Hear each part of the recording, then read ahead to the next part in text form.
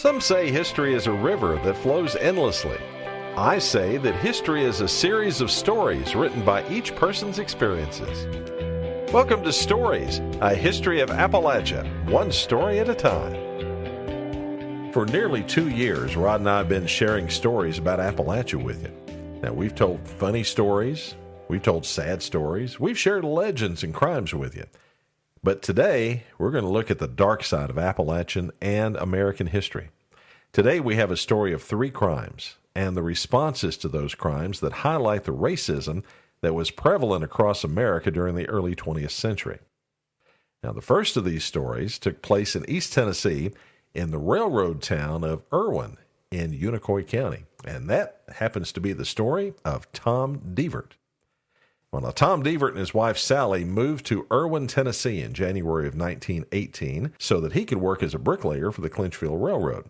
Now, the couple bought a lot on Tony Street in Irwin for $90, intending to raise a family there, for you see, Sally was expecting a child. Tom worked hard and, like many workers, liked to relax with a little gambling. Now, on May 19, 1918, Tom Devert and some of his fellow laborers were drinking and gambling, and Tom was winning, which didn't sit well with his coworkers. And they tried to take their money back by force. So Tom took off running, with the other man hot on his heels. It was about 1.5 miles down the road, along the Nolichucky River, that things started to go from bad to worse for Tom Devert. Tom came upon a girl about 15, and he grabbed her, intending to use her as a human shield to protect himself from his fellow workers who kept on coming. He dragged the girl into the Nolichucky, attempting to swim across to the other side in safety, but unfortunately the girl was either strangled or drowned, and Tom himself became the target of a group of unknown fishermen nearby who'd witnessed the incident. One of them carefully pulled out his gun, took aim, and shot Tom Devert in the head, killing him instantly. And then the worst part of this story took place, Rod, for you see, Tom Devert was African American. Yep. Yeah, well, the large group now gathered at the river pulled his body from the water, tied it to a locomotive, and dragged it back to the Clinchfield Railroad yard, the very same yard where a year earlier an elephant was hanged for murder. Now, there the crowd gathered up a pile of cross ties, placed Tom Devert's body on top, poured oil on the pile, and lit it afire. They also rounded up the African American population of Irwin and forced them to watch the display at gunpoint. The crowd was about to go into the African American section to burn it to the ground as well, but they were talked out of it by L.H. Fittiplace, general manager of the Clinchfield Railroad Company.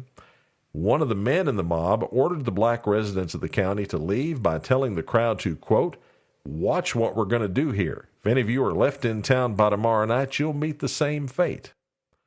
On May 21st, a crowd of whites assembled at the courthouse to pass a resolution condemning the burning of the body, but they also ordered the peaceable and law-abiding Negroes to leave the town and community.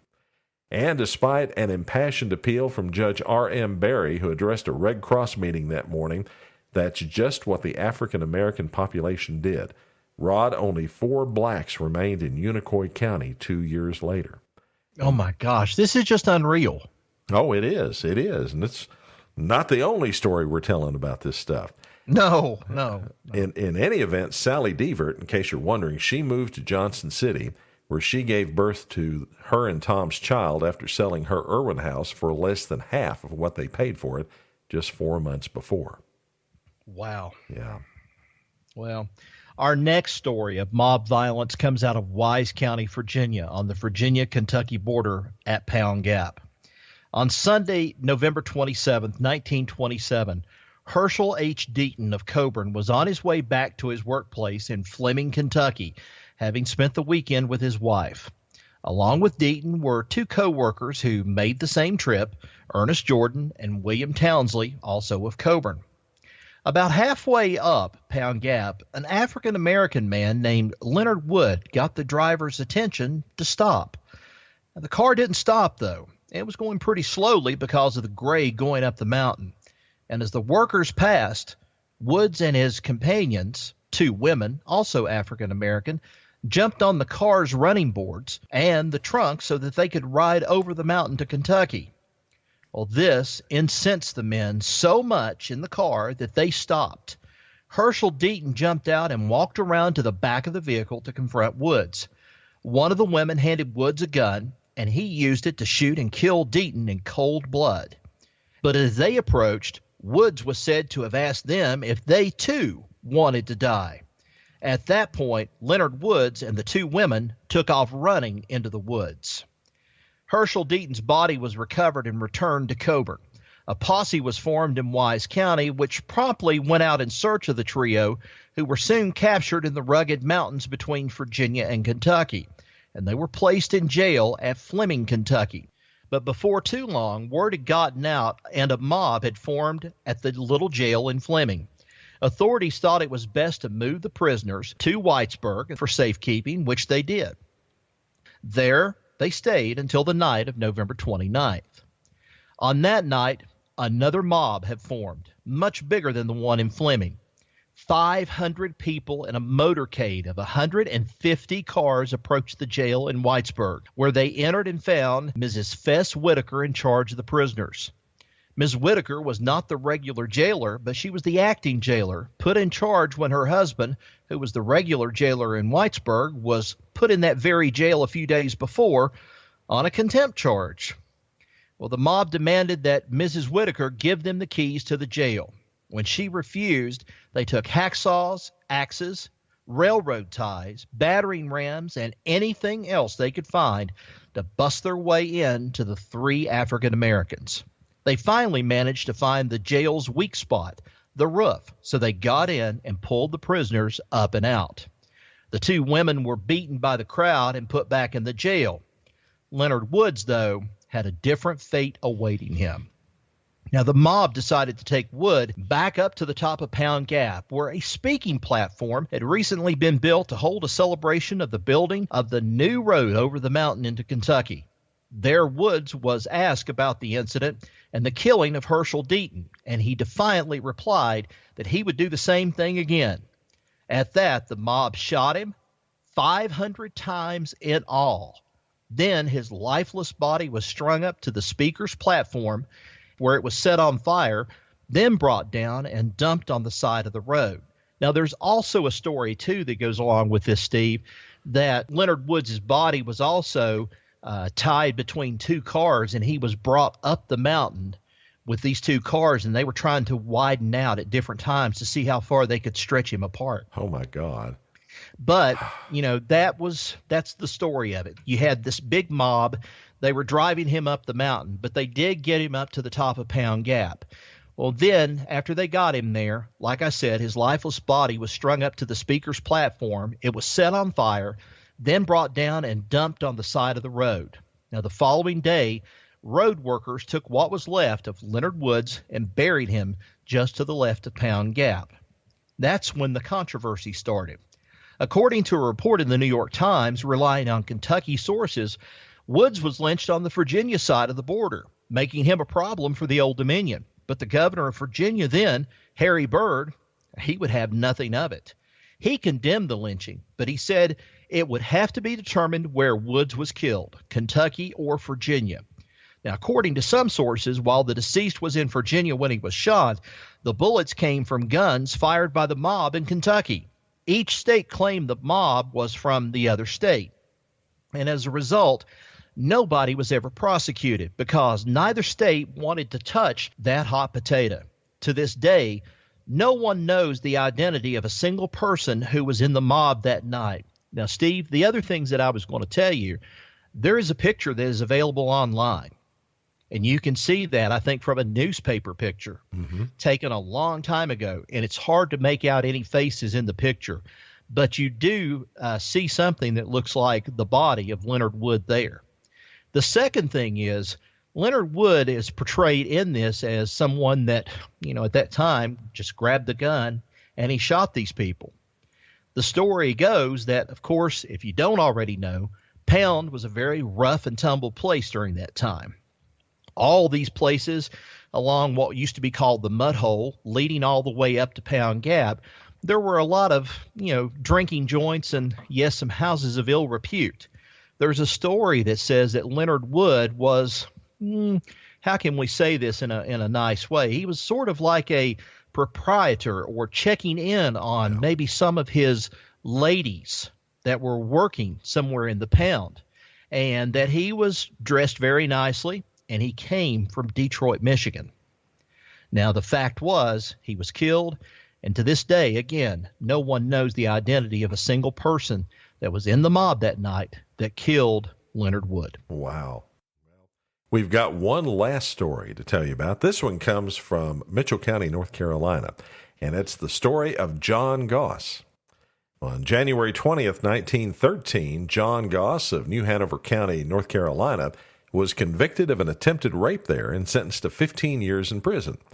Goss was sentenced to serve his time in the prison unit located at that time in Mitchell County.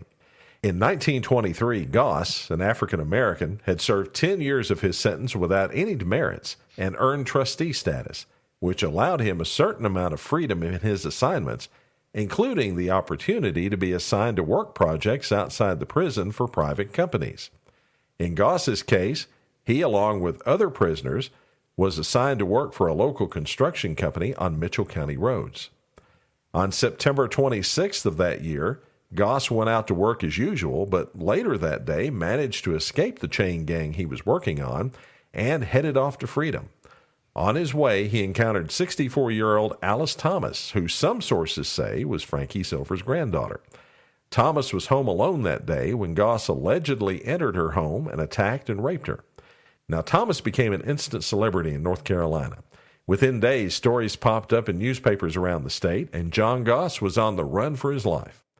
That day, an armed posse was organized, made up of Mitchell County Deputy Mark Buchanan, as well as some of Mrs. Thomas's relatives, and they started searching the mountains for the fugitive. They searched the area thoroughly but found no trace of Goss.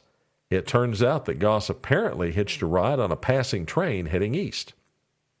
All this talk of an escaped African American attacking and raping a white woman set off anger among whites in Mitchell County, many of whom came into Spruce Pine where they started drinking, then rounding up African Americans in the area by force. On the 26th, this group, later estimated at 200, rounded up 100 black residents, forcing them to the train station in Spruce Pine, where they forced them onto 5 freight cars and told them never to return. Well, the mob continued their activities the next day, prompting African Americans to flee the county. In the end, the white mob delivered an ultimatum to the remaining black population to leave Spruce Pine by the next day and never return. In the end, all the African American residents left with the exception of one elderly black woman who remained in Spruce Pine. The town of Spruce Pine offered a reward of $200 for the capture of the person who had assaulted Mrs. Thomas. The mayor of the town, A.N. Fuller, also notified North Carolina Governor Cameron Morrison about the mob's action in forcibly removing black residents of the town, prompting Governor Morrison to send in troops under Adjutant General Metz by train, turning the town into an armed camp. Metz was instructed to keep in touch with developments and advise the governor immediately if any assistance was needed in maintaining law and order. The governor informed the authorities that he would provide the community ample protection in order to safeguard the rights of all its citizens, both white and colored. Then, on September 29th, Hickory, North Carolina Police Chief E.W. Lentz spotted a black man coming out of a house there, eating crackers and cheese. After arresting him, Lentz determined that this was John Goss. Goss was taken in and interrogated by Chief Lentz, who later told a local newspaper that Goss had confessed to luring a woman out of her house back in Mitchell County, but only so that he could get a pair of shoes. He denied the rape allegations. Since Goss was an escapee from prison on the original assault and rape 10 years before, Hickory officials took Goss without delay to the state prison at Raleigh. Goss was tried and convicted of the rape of Margaret Thomas and sentenced to die by electrocution. He was electrocuted before 52 witnesses on December 7, 1923. According to the Cleveland Star of Shelby, North Carolina, Goss looked the part of the picture that mean conjures up. Short, squat, thick-bodied, and with the face of a gorilla. Steve, this is just unbelievable hearing these stories, especially hearing your story first Yeah. The first one there that happened in Irwin, and this one happening down in Mitchell County, North Carolina, which we had kind of talked about that a little bit when we went on our little trip down to Mitchell County, North Carolina. We spoke with some of the people in the Historical Society office about this, but it's hard to believe that things like this went on. It did. I mean, Oh, yeah. I'm not saying that it didn't go on, but it doesn't seem possible almost in a way, but it did. And, there's things about this that I guess we worry about it and we say, this is a blight on our existence as people in history. But you know what?